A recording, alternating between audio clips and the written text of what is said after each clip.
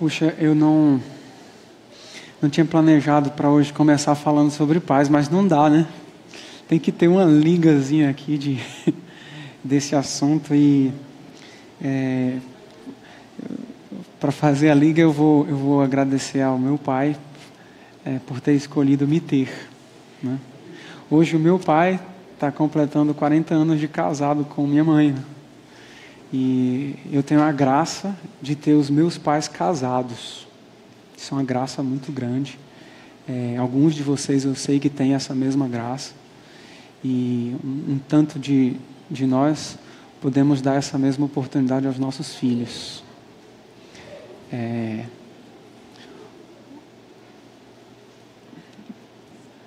Para a educação dos pais, dos filhos, o que é mais importante, né? É o pai ou a mãe? É o pai ou a mãe? O que vocês acham? É tipo aquela pergunta da asa do avião, né? Qual que é a mais importante, né? Que Deus nos abençoe. Tem um joguinho bem antigo chamado Super Trunfo. Vocês lembram desse jogo, gente? É da minha época. Eu sou dos anos 80, viu, gente? Então, vocês lembram disso, né? Dizem que hoje em dia tem uns mais moderninhos aí, né? Mas esse jogo existe, né? E me traz a lembrança de muitos intervalos de aula da primeira, da terceira série, da quarta série. Não dos intervalos de aula, mas durante as aulas. Eu adorava jogar esse joguinho mesmo. Não sei se todo mundo lembra dele ou conheceu, mas é um joguinho de cartas, né? Como já parece sugerir aí essa imagem. E tem vários tipos desse joguinho, né? De cartas só de carros, cartas só de carros de corrida, só de carros populares, só de aviões, só de animais, tem várias categorias, né? O joguinho o jogo consiste na ideia de que você distribui as cartas com os jogadores, normalmente 2, 3, talvez 4 consiga, e você vai competir com a sua primeira carta, vai competir contra a primeira carta do seu oponente lá, né? E aí você vai escolher da sua carta a melhor categoria que você tem ali dentro nesse caso aí do carro, né, que você tem. Tem várias categorias de velocidade, de cilindradas, quanto tempo ele demora para chegar a 100 quilômetros. Então, o peso do carro, são várias isso. E aí eu escolho a categoria do carro que tem lá na minha carta. E eu digo, olha, eu vou competir com você com cilindradas, né? E aí, se a minha cilindrada for maior, eu que ganho aquela carta dele, e aí vai. O jogo ganha o jogo quem ficar com todas as cartas, né? Mas tem um detalhe nesse jogo, que é uma carta coringa. Como que chama o nome da carta coringa? Super trunfo mesmo, né? O pessoal aí dos anos 80 se entregou. Super trunfo. Se você está com a carta super trunfo, independente de qualquer categoria que o outro escolher, você é o ganhador. Então, se o cara tem lá um carro que chega a 350 km por hora, você está com super trunfo, você ganhou. Se o cara está com um carro de 30 quilos, né? O melhor carro, né? Você está com super trunfo, você ganha dele. Então, a ideia é que quando você dá um super trunfo, acabou o jogo, você ganhou, né? Acabou a rodada, você ganhou. Não tem o que discutir. Super trunfo, pronto, não tem mais conversa. A carta é minha. E parece que esse antigo jogo, ele às vezes é utilizado para a gente no que ver a vontade de Deus. Quantas vezes alguém que perde o emprego, a resposta é assim: fica tranquilo, foi da vontade de Deus. É tipo super trunfo, né? Fica tranquilo, super trunfo, foi vontade de Deus, não reclama. Né? Foi vontade de Deus. Eu pensei de alguém que teve o carro roubado, né? E alguém diz, não reclame, foi vontade de Deus. Né? Que você fica lá, não murmure. Né? Seu filho foi diagnosticado com uma doença terminal, né? E alguém diz, não, Deus sabe o que é melhor. foi a vontade dele. E o pior é que quando a gente fala dessas coisas, dessas situações ruins na nossa vida, alguém dá um super trunfo na gente, né? Foi vontade de Deus. Aí a gente não tem mal o que falar, né? Foi vontade de Deus, fazer o quê? Se eu reclamo, eu estou reclamando com Deus. Então, parece que, de alguma forma, às vezes a gente utiliza a vontade de Deus como se fosse um super trunfo. Como se fosse um super trunfo, nesse caso, lógico, às avessas, né? Nessas situações que eu citei, a vontade de Deus, ela mais parece se assemelhar com a culpa é de Deus. Não, seu carro foi roubado, mas não se preocupa não, a culpa é de Deus, a culpa não é sua, nem do ladrão, a culpa é de Deus. A vontade foi dele. Então foi por causa dele que isso aconteceu. E é interessante que Efésios nos aconselha, né, dizendo: procurem compreender qual é a vontade de Deus.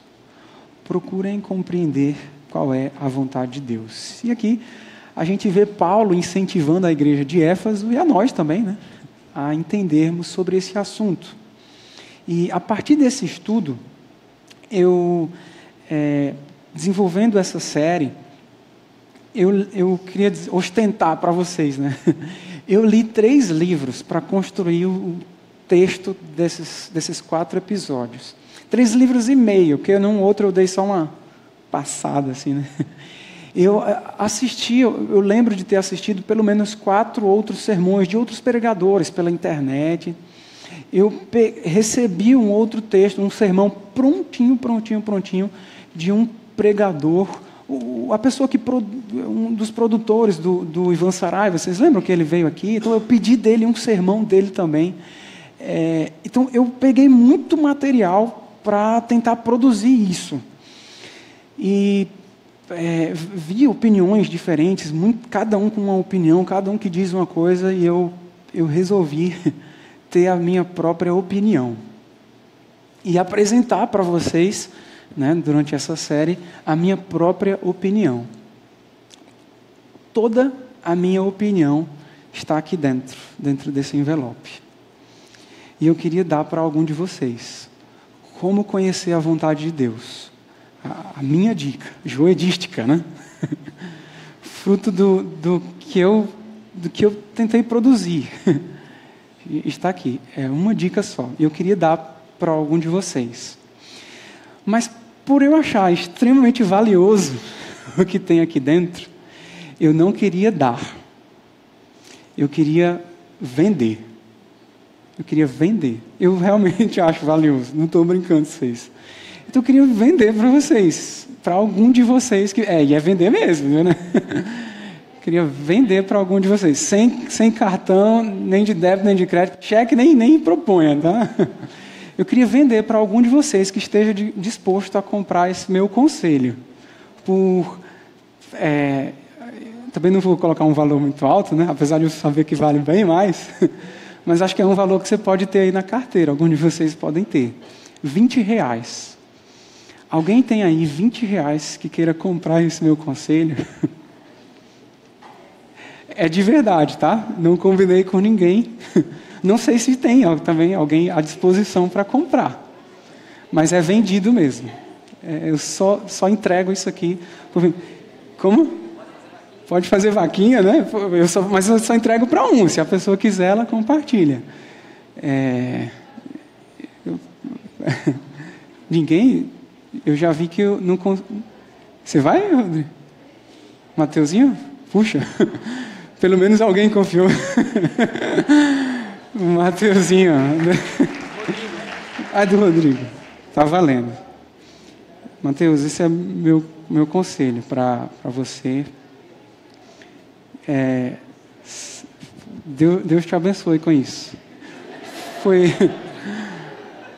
Foi realmente o melhor. Eu entendo que aí está o que Deus colocou no meu coração, no que ver a conhecer a vontade de Deus.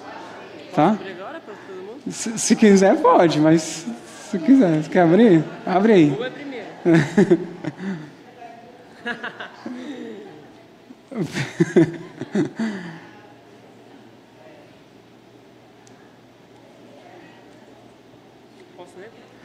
Pode ler. Deixa eu pegar aqui o microfone. Primeiro diz para todo mundo por que você veio. Eu sei por que você veio. Por que você veio? Por que você comprou, né? Eu sei por quê, mas diz para todo mundo ouvir. Primeiro não foi eu, né? Era do Rodrigo o dinheiro. Mas agora é meu. Cobaia. Então o conselho é o seguinte. Deixa eu perguntar uma coisa para o Rodrigo. Rodrigo, esse dinheiro você deu para ele? Ou ele só te representa? Ele é teu procurador ou é ele mesmo? Tu pode vir aqui, Rodrigo. É dele o dinheiro. Então agora é meu, tá? Tranquilo, o conselho é seu. Beleza. Música de suspense. E o conselho é o seguinte. Se ocupe em conhecer a Deus. Esse é o meu conselho. Se ocupe em quê? Em conhecer a Deus. Em conhecer a Deus. Vocês já ouviram esse conselho antes? Quando que vocês ouviram esse conselho? Sábado passado. Você quer conhecer a vontade de Deus? Se ocupe em conhecer a Deus. Esse é o meu conselho para vocês. Posso falar uma surpresa aqui também? Ele está perguntando se pode mostrar outra coisa que tem dentro. Pode ou não pode? Então, pode.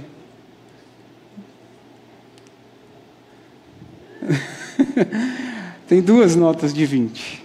Ele me deu uma e ganhou 2. Valeu, né?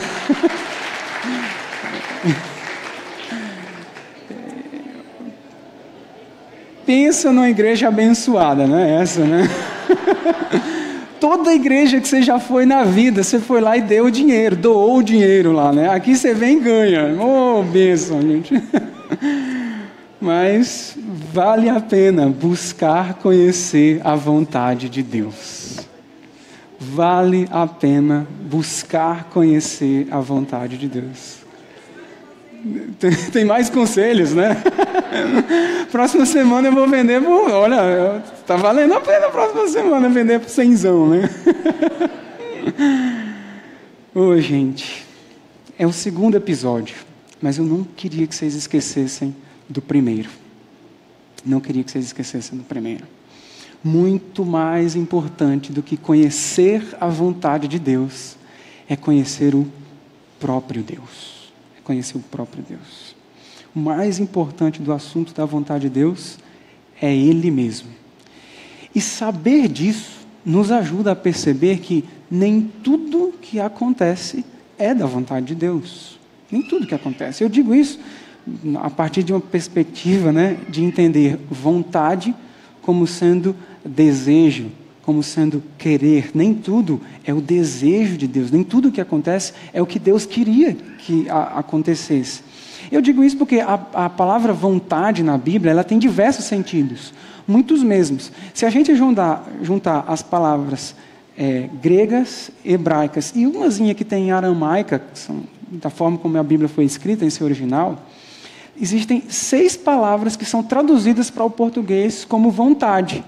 Então tem muita palavra que expressa a mesma coisa. E os sentidos são diversos. Por exemplo, às vezes vontade de Deus é apresentada como propósito de Deus. Às vezes vontade de Deus é apresentada como permissão de Deus. Às vezes vontade de Deus é apresentada como culpa de Deus. Outras vezes vontade de Deus é apresentada como controle de Deus. A vontade soberana de Deus é o controle de Deus. E existem ainda 2 ocasiões em que a vontade de Deus ela é apresentada na Bíblia como sendo o decreto de Deus e a lei de Deus. Às vezes, quando a gente lê vontade de Deus na Bíblia, quer dizer a lei de Deus. Então são muitos significados para uma palavra só. E essa variedade ela é extremamente normal por causa da variedade das variadas palavras, né, do hebraico, uma do aramaico e outras em grego, que são traduzidas para o português como vontade. Isso não quer dizer que Deus tem mais de uma vontade. Isso absolutamente não quer dizer isso. Mas coloca a gente numa forma meio que filosófica de pensar as coisas. Imagino que nenhum dos pais aqui presentes gostaria que o seu filho passasse por um procedimento cirúrgico. Uma cirurgia sempre é algo delicado e sempre vão envolver riscos. Por mais eletiva que seja a cirurgia, sempre vão existir riscos. E um pai, normalmente, não é da vontade de um pai que o seu filho ali se submeta a um procedimento cirúrgico. Mas um médico dá um diagnóstico para eles, olha, ele precisa desse procedimento cirúrgico para continuar vivendo. E o que vocês acham que vai ser a opinião do pai? Que ele faça, sim, o procedimento cirúrgico, que ele seja submetido a esse procedimento. Então, entendem a confusão? Não é da vontade do pai que o filho seja submetido a uma cirurgia, mas é da vontade do pai que ele seja submetido à cirurgia. Entende? Ele não quer que o filho faça a cirurgia, mas ele quer que faça. Ele quem autoriza, ele quem assina, dizendo, pode fazer. Então, foi da vontade do pai, mesmo que não era da vontade do pai. Vocês entendem a confusão disso? É a confusão da pluralidade de palavras mesmo. Da mesma forma é Deus. Da mesma forma é Deus. Às vezes, a vontade dele combina com o que lhe dá prazer. Em outras situações, não. E é da mesma forma com a gente. Por isso eu considero que nem tudo que acontece é do gosto, é do desejo, é da vontade de Deus. Meus filhinhos, é o texto de 1 João, estas coisas eu vos escrevo para que não pequeis. Se todavia alguém pecar, nós temos um advogado junto ao Pai, Jesus Cristo, o justo. Nesse texto, claramente a gente percebe que a possibilidade de fazer algo contrário ao desejo de Deus existe. Essa possibilidade é real, e ela é tão real que eu e você encontramos na nossa conduta momentos em que a gente errou, moralmente falando. Meus filhinhos, estas coisas vos escrevo para que não pequeis. Essa é a vontade de Deus. Se todavia alguém pecar, ou seja, algumas coisas podem acontecer que não são a vontade de Deus. A vontade de Deus é que a gente não peque. Mas se alguém pecar, uma ilustração boa sobre isso, talvez seja a história de Davi. O rei Davi, o rei bíblico. Diz a história que em algum momento Israel passava por condições que Deus entendeu ser propício à troca do rei. E dessa vez, nessa ocasião, não seria por um sucessor natural, não seria um descendente do rei, mas Deus iria escolher alguém fora da descendência do rei para ser o sucessor. A pessoa indicada por Deus foi definida pelo próprio Deus. 1 Samuel diz isso. O Senhor disse a Samuel, encha um chifre com óleo e vá a Belém. Eu o enviarei a Jessé. Eu escolhi um de seus filhos para ser rei. A escolha foi feita por Deus. E era da vontade de Deus que um filho de Jessé se tornasse o rei de Israel. Deus tinha uma vontade soberana. O futuro rei seria um dos filhos de Jessé. E pela história a gente entende que foi escolhido Davi, o caçula. Quando São Lucas comenta sobre isso, seu evangelho, ele destaca que Deus levantou Davi como rei sobre quem testemunhou. Encontrei Davi, esse é o testemunho do próprio Deus. Encontrei Davi, filho de Jessé, homem segundo o meu coração. Ele fará tudo o que for, o quê?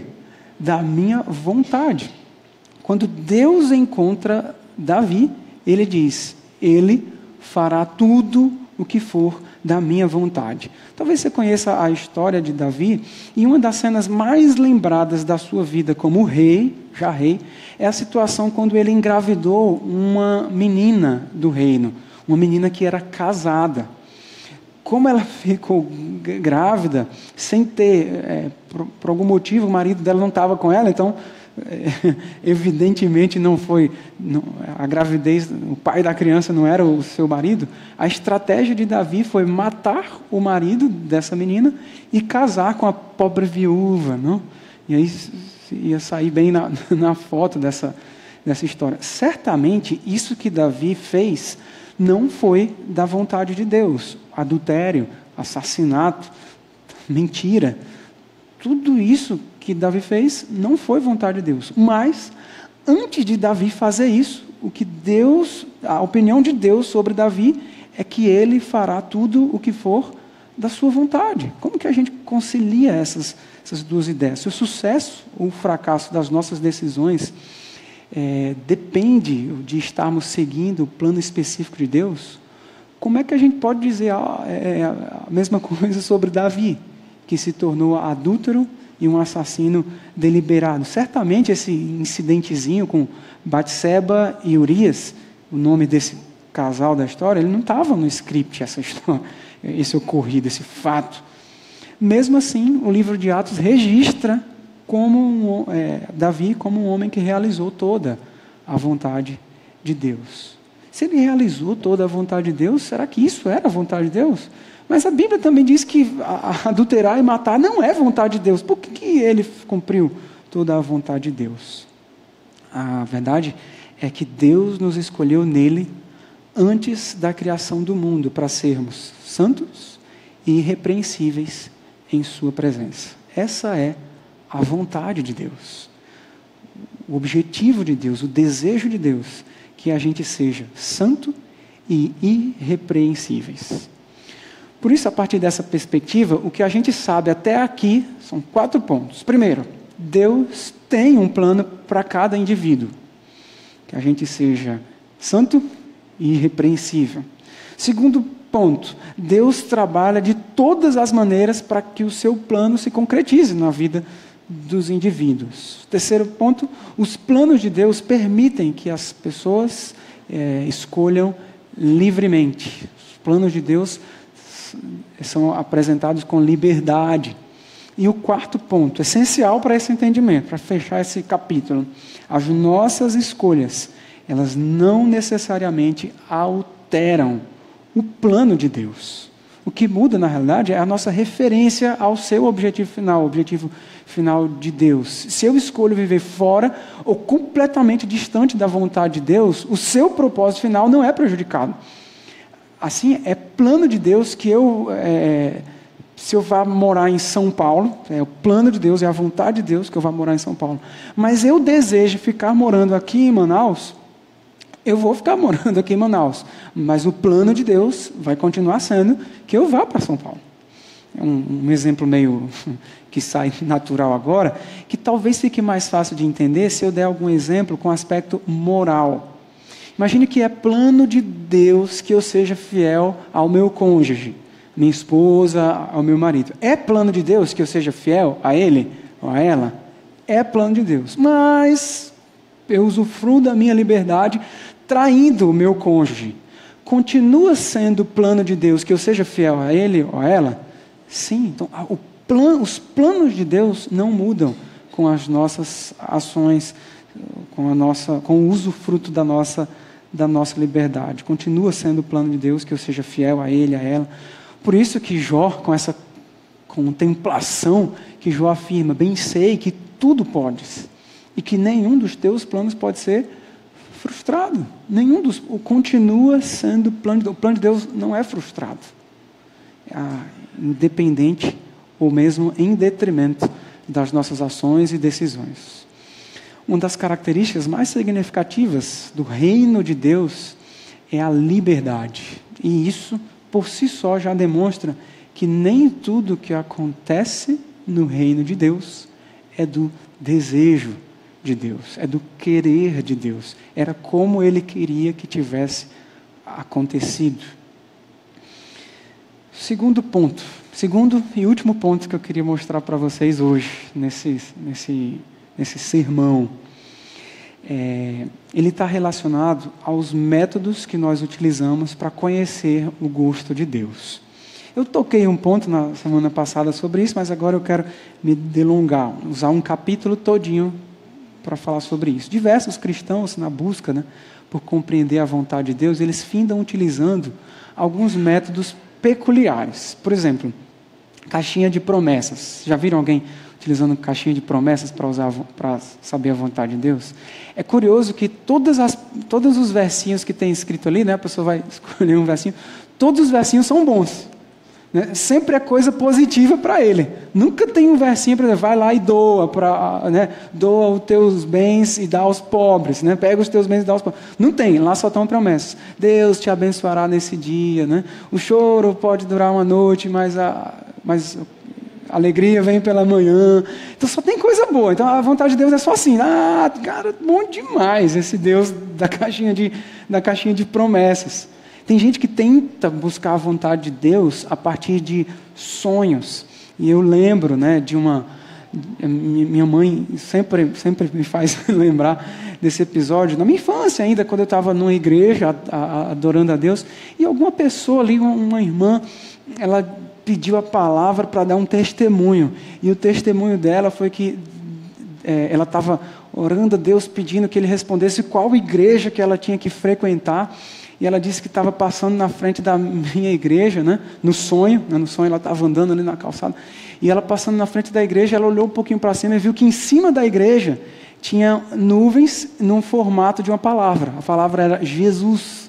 Então ela entendeu, puxa, essa é a igreja que eu tenho que ir. Intenso isso, né? É muito verdadeiro a resposta à oração dela. Jesus, escrito com as nuvens, né? As nuvens do céu, bem em cima daquela igreja, da minha igreja. E foi muito interessante quando ela começou a soletrar, né? Tinha lá no céu Jesus, G-E-S-U-S. E eu fiquei, Jesus com G, que ela viu, né? Eu acho que não é nem... Eu fiquei com dúvida se era aquela igreja que eu deveria frequentar, porque... né? O Deus do sonho dela é chamar analfabeto? Não sabe bem, né? G-E-S-U-S, né? Mas ela viu isso no sonho, e isso entendeu que foi uma resposta, né? Tem gente que procura conhecer a vontade de Deus a partir da mensagem de profetas contemporâneos. Enquanto a isso, eu lembro de uma história que apareceu até no Fantástico. Isso foi de 2007, viu, gente? Algum ano aí, 2007, um líder religioso contemporâneo, né? Que ele, lendo os textos da Bíblia, entendeu que deveria adulterar com as irmãs da igreja. Talvez alguns de vocês lembrem disso. Ele leu o texto de Oséias 3:1, diz assim: disse-me o Senhor, vai outra vez, ama uma mulher amada do seu amigo e adultera. E aí ele falou isso para a sua comunidade de fé ali, e os irmãos interagiram com eles. É isso mesmo. O profeta contemporâneo falou isso para a gente e vocês entenderam, né? Foi lá, do jeito que entendeu aqui o texto, e foi lá e adulterou. Porque o profeta contemporâneo disse algo novo em relação ao que já estava revelado. A Bíblia diz, não adultere, mas o profeta contemporâneo diz, vai lá e adultera. Vai lá e adultera. Aí o repórter vai lá, repórter do Fantástico, imagina, gente, o caso, né? O Fantástico foi lá, né? E o repórter conversando com aquele líder religioso, aí falou aí, né, que todas as proparoxítonas são acentuadas, né? E por isso deve ser lido, né, como adúltera, né, e não adúltera. Está se referindo a uma pessoa, né, amada de seu amigo, que é adúltera, e não é um verbo, não é imperativo, né? Então foi uma cena meio vergonhosa, mas aqueles irmãos sinceros entenderam ser a vontade de Deus a mensagem daquele profeta moderno, daquele profeta contemporâneo. Tem um outro jeitão, que esse é até mais comum, a impressão, sentir uma impressão forte no coração. Deus falou no meu coração e Ele disse que eu tenho que fazer isso. Deus me disse no meu coração, foi forte aquela impressão, e muitas vezes com essas palavras a gente esquece que em Jeremias 17:9 é dito que o coração é mais enganoso do que qualquer outra coisa. O coração humano é mais enganoso do que qualquer outra coisa. E aí a gente pode, de alguma forma, dialogar com pessoas que entendem ter recebido a vontade de Deus a partir de uma impressão forte. Eu vou dar um último exemplo, tá? A partir de testes. Eu chamei testes ou combinados que você faça com Deus. É tipo, eu tenho que escolher qual faculdade que eu vou fazer, né? Qual vai ser a minha profissão, sei lá. E eu coloco num papel, vários papeizinhos, cada um com uma profissão, né? que eu estou ali e faço um sorteio, né? Essa aqui é a vontade de Deus, né? O curioso é que ninguém lembra que todos os papeizinhos que estão ali foram colocados por você e não por Deus. Foi você quem deu as possibilidades para Deus escolher, e não Deus quem te deu as possibilidades para escolher. Sabe que a chavezinha fica meio virada aqui? É meio perigoso, porque você estabelece quais os critérios que Deus tem para escolher. A criatura é quem dá ordens ao Criador. O adorador é quem determina como vai ser o adorado. São métodos perigosos. 2 pontos. Eles não consideram o que já foi revelado. Esses métodos, eles não consideram o que já foi revelado. O que Deus já falou não é considerado. Eu quero que Deus fale agora. É a mensagem dele agora. E um outro risco desses métodos é que eles exigem rapidez. Eles exigem uma resposta de Deus no seu tempo. Deus, é agora, eu vou tirar o papelzinho, agora, o senhor só tem agora para me responder, hein? Então, normalmente, né, esses métodos, na semana passada eu os chamei de métodos carismáticos, uma nomenclatura minha, né? Esses métodos têm esses riscos, né? Desconsideram o que já foi revelado e eles determinam o tempo que Deus tem para nos dar uma resposta. Eu também não vou querer dizer aqui que Deus não utiliza esses métodos. Não é isso. Ele utiliza, sim, para se comunicar com o seu povo. A Bíblia, inclusive, cita a ocorrência de todos esses métodos. São descritos na Bíblia como acontecendo, sendo operados mesmo. Mas é curioso que, em todas essas situações que a Bíblia apresenta a utilização desses métodos, não há uma revelação anterior. É muito curioso isso. Quando Deus utiliza esses métodos, parece que não há uma revelação anterior. Então é uma nova revelação realmente. E lógico que eu citei aqui alguns exemplos dando errado, né? Todos os exemplos que eu citei foi dando errado, mas eu sei que esses métodos eles podem genuinamente ser utilizados por Deus. No entanto, o que eu estou propondo a você é que você não obscureça o que já foi revelado. Quando a Bíblia cita cada um desses métodos, eles são citados sem nenhuma citação anterior. É isso que eu quero apresentar para vocês. Não há uma revelação. Então, o que vem agora é novidade. E essa novidade, para a gente, não é mais nova. Ela já está escrita, já nos foi revelada. Isso é importante, porque se a gente não se contenta com a vontade de Deus revelada na Bíblia, a gente está dizendo que cremos na Bíblia, mas que ela não é suficiente para a gente. Isso que é peculiar nesse tipo de utilização. Eu creio na Bíblia, mas ela não é suficiente para mim. Eu preciso de algo mais. Eu preciso de uma nova revelação. Essa é a ideia. Alguns dizem que a vontade de Deus ela se torna mais nítida através do espelho retrovisor de um carro. E eu gostei desse jeitão de entender. Porque no espelho retrovisor de um carro eu vejo o que já aconteceu. E a entendimento... quando estava no seminário, eu fazia um estágio numa igreja que ficava mais ou menos uns 200 e poucos quilômetros de distância de onde eu estudava mesmo. E toda semana eu ia lá, uma vez por semana, e voltava. 3 dias depois ia, voltava. E num dos caminhos em São Paulo tinha esse túnel aí, talvez alguns de vocês conheçam, um túnel muito grande, mais de quilômetro mesmo, lá dentro.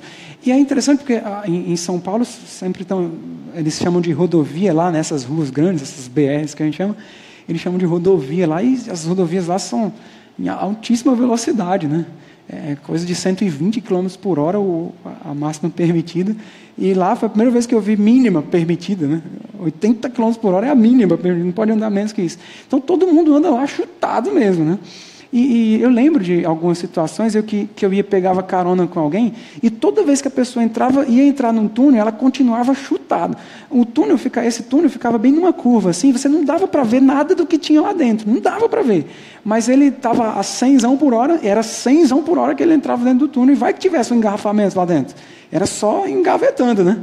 Talvez por isso que eles colocaram talvez vocês consigam ver umas setinhas verdes, né? Que é dizendo que está livre, aquela faixa está livre, pode ir mesmo. Né? E eu sempre perguntava para o meu colega, cara, você não dá uma freada para entrar no túnel? Né? Ele disse, não, olha só, a gente está andando aqui na pista tranquilinho mesmo, é um tapete a estrada, e eu não estou vendo nenhuma luz vermelha lá de carro parado dentro. Então, eu tenho motivos suficientes, pelo que eu vejo, que eu posso avançar. Então, o que eu vi no passado, me motiva a avançar, a ir em frente. E é dessa forma que eu queria propor esse conselho para vocês. Muitas vezes, a revelação bíblica, ela está mais nítida através de um espelho retrovisor. Olhar para o passado, olhar para o que já foi revelado, olhar para o que aconteceu, para o que já foi falado. Daí a importância de a gente consultar irmãos piedosos, com mais experiência de situações de vida. Não? Porque experiências anteriores podem ajudar as novas experiências. Por isso, diversos momentos da nossa meditação com Deus deveriam ser realizados trazendo à memória as ações de Deus. Adicionalmente, eu queria que você pensasse no relacionamento de um pai com o seu filho. Como é que vocês consideram um filho perguntar para o pai se ele pode ir para o shopping com a calça nova que ele tem? Como é que vocês consideram? Tranquilo? Um filho, pai, posso ir para o shopping com a calça nova? O que é que vocês acham? Vale ou não vale? Tranquilo? Se esse filho for adolescente, tranquilo também? De ele perguntar isso, pai, posso ir para o shopping com a calça nova? Tranquilo? Se esse filho for um jovem casado, o que é que vocês acham? Ele liga para o pai, pai, eu estou indo para o shopping, posso ir com a calça nova que eu comprei? O que é que vocês acham? Não? E se ele já for uma pessoa de meia idade, tem lá seus 40, seus 50, né? Ele liga, pai, eu estou indo para o shopping, eu posso ir com a calça nova que eu comprei? O que é que vocês acham? É meio estranho, não é? É um pouco estranho. Por isso, gente, se a gente entender esse caso, né, chega um momento que se torna estranho um filho ligar para o pai e perguntar se ele pode usar a roupa nova para ir para o trabalho, um filho ligar, né, um filho já adulto, né, ligar para o pai para perguntar se ele pode assistir o filme até tarde, perguntar ao pai se ele precisa colocar a toalha para lavar. Pergunta, pai, uma pessoa de meia idade, né, já, 50, ligar para o pai e dizer, pai, eu posso ir dormir hoje sem escovar o dente? Não parece meio imaturo isso, né? É estranho, no mínimo é estranho, não sei qual é a palavra certa, mas é dessa forma que muitas vezes a gente age com Deus, exigindo, querendo, né, as ordens explícitas dele, pedindo por um sinal. Muitas vezes, quando a gente faz isso, é sinal de imaturidade. Deus, eu posso dormir sem escovar o dente? Eu sei que essa pergunta é meio bobinha, né? Mas alguns dos nossos pedidos a Deus, pense bem, será que não sugere imaturidade? Será que o que você já viveu com Deus na infância, na adolescência, na juventude, na fase adulta, isso nos aspectos espirituais, na caminhada espiritual, não da idade mesmo que nós temos, mas será que o que você já caminhou com Deus não te já sugere as respostas, qual é a vontade dele, ou você continua ligando para ele, dizendo se pode assistir o filme até tarde? Sabe, gente, embora a ocupação de Deus não esteja em revelar para a gente os pormenores das nossas decisões, como qual roupa eu vou vestir hoje à noite, qual bairro que eu vou comprar um imóvel, ou qual é a universidade que eu vou estudar. Mesmo que a ocupação de Deus não esteja em nos dar esses detalhes dessas informações, Deus nos dá sabedoria para tomar essas decisões. E os elementos para a sabedoria de Deus são elementos que compõem a dimensão espiritual. Essa é a sabedoria de Deus, são os elementos que compõem a dimensão espiritual. Por isso, além de ponderar acerca do bom gosto da sua roupa que você vai comprar, considere também a sua modéstia. É uma roupa elegante? É. Mas será que ela também é decente? Porque isso tem que ver com dimensão espiritual. E isso é onde realmente se encontra a vontade de Deus. Além de analisar a valorização do imóvel, veja também se a localização dele vai te dar preguiça de ir na igreja. Nossa, moro longe demais agora. Veja se a distância do teu novo imóvel, do teu local de trabalho, vai te dar preguiça de voltar para casa para comer com sua esposa, para comer com seus filhos. Isso tem que ver com dimensão espiritual. Eu citei o aspecto da profissão também. Então, quando você vai decidir qual profissão, além de analisar qual é o salário médio dessa profissão, qual é a acessibilidade no mercado de trabalho, quais são as tuas habilidades naturais para o exercício dessa profissão, considere intensamente também de que forma você pode adorar a Deus no exercício dessa profissão. De que forma essa profissão pode atrapalhar o exercício da sua prática de fé. Sim, esses são os critérios da dimensão espiritual. E são esses os critérios que Deus apresenta em sua palavra. Os outros pormenores, nós podemos decidir. Por isso, eu quero fazer algumas perguntas reflexivas para vocês. De que forma o teu vestuário tem contribuído para atrair olhares com desejos sexuais? De que forma? Quanto tempo você tem dedicado a estar sozinho com a sua família, para a sua família? Como que o teu sócio tem influenciado o teu caráter? Todas essas são informações que têm que ver com a dimensão espiritual.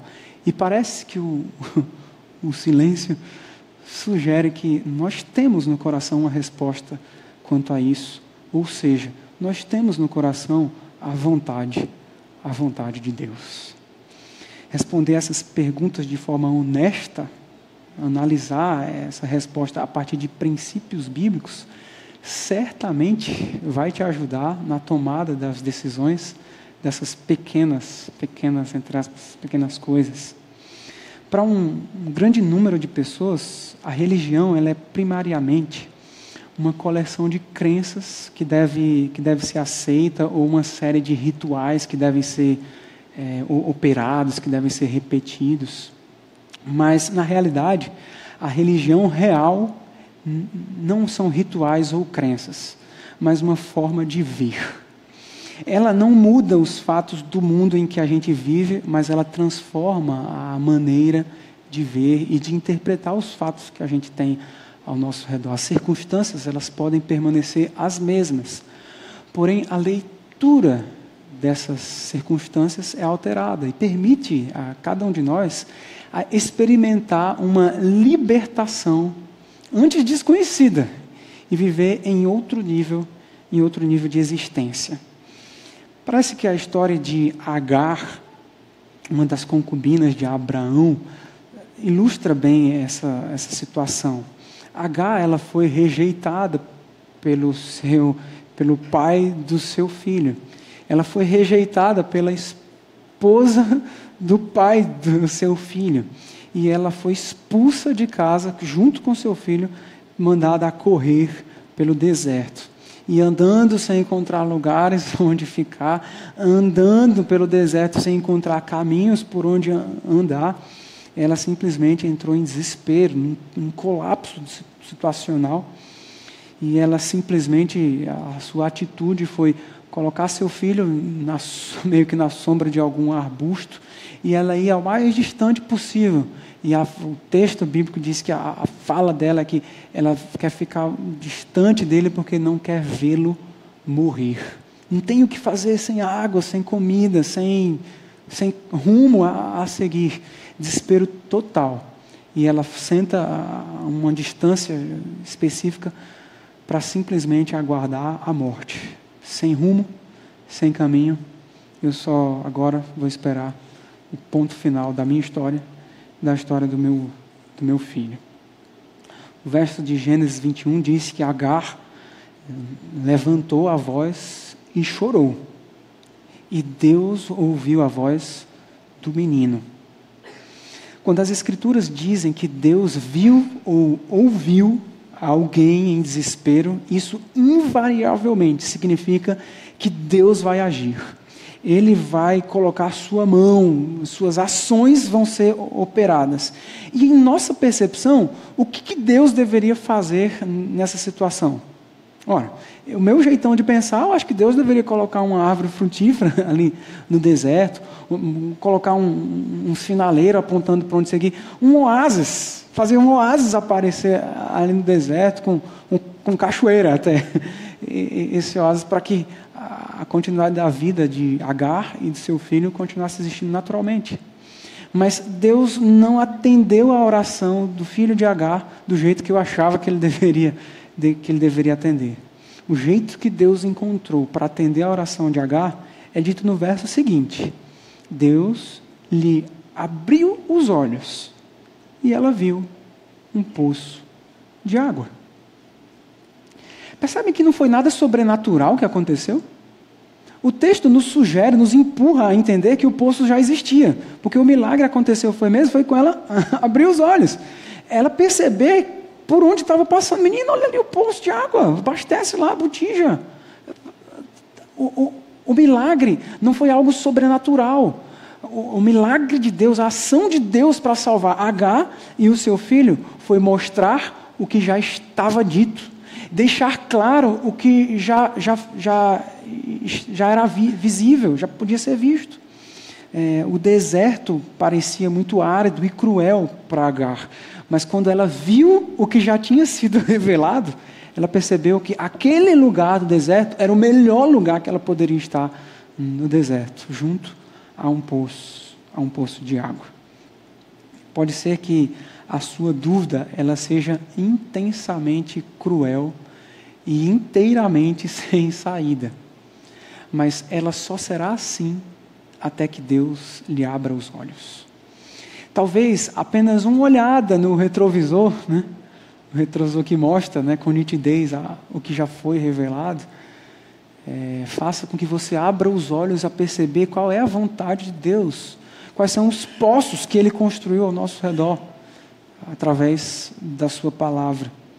A Bíblia ela é chamada de mapa para guiar. Ela é chamada de bússola para seguir. Ela é chamada de lâmpada para os meus pés e luz para os meus caminhos.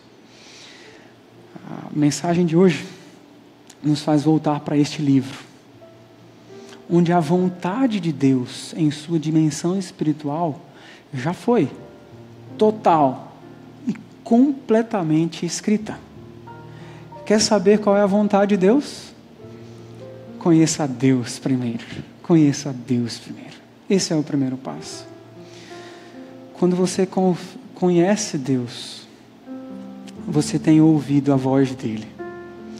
E muito do que você tem ouvido de Deus, ou que você quer ouvir de Deus, já foi ouvido por outras pessoas antes, que escreveram isso e te deixam à disposição para conhecer a dimensão espiritual das decisões que você tem a tomar. Não esqueçamos de que fiel é esta palavra e nela nós encontramos a verdadeira vontade de Deus.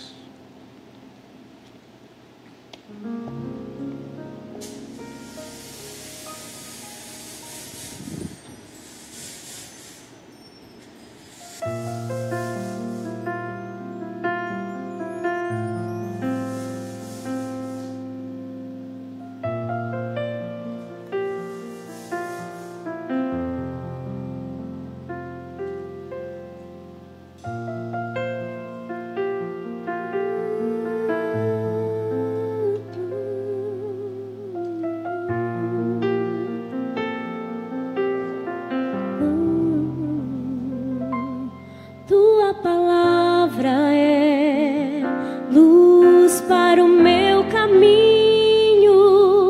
Tua palavra, lâmpada para meus pés.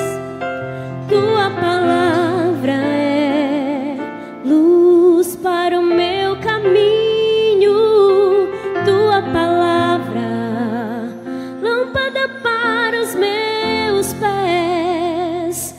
E o teu amor é como a doce água que vem a mim, como em meio a um deserto,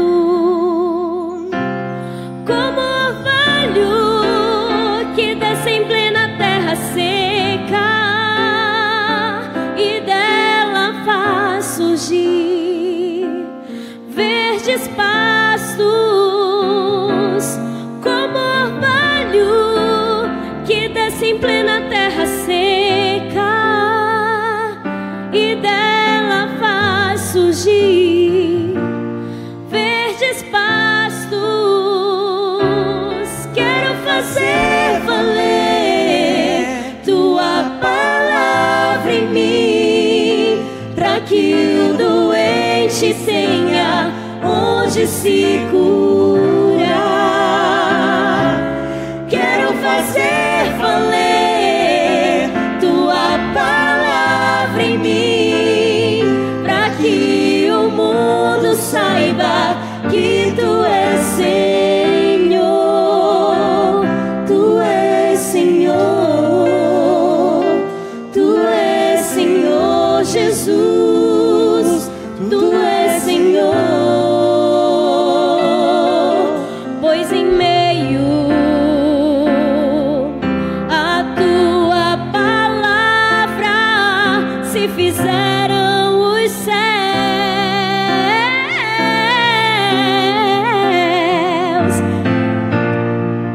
e o brilho do sol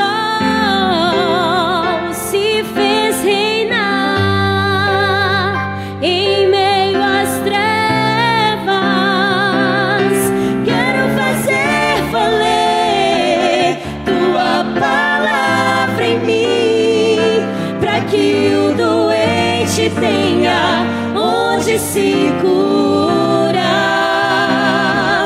Quero fazer valer tua palavra em mim, para que o mundo saiba que tu és Senhor. Tu és Senhor. Tu és Senhor Jesus. Tu és Senhor.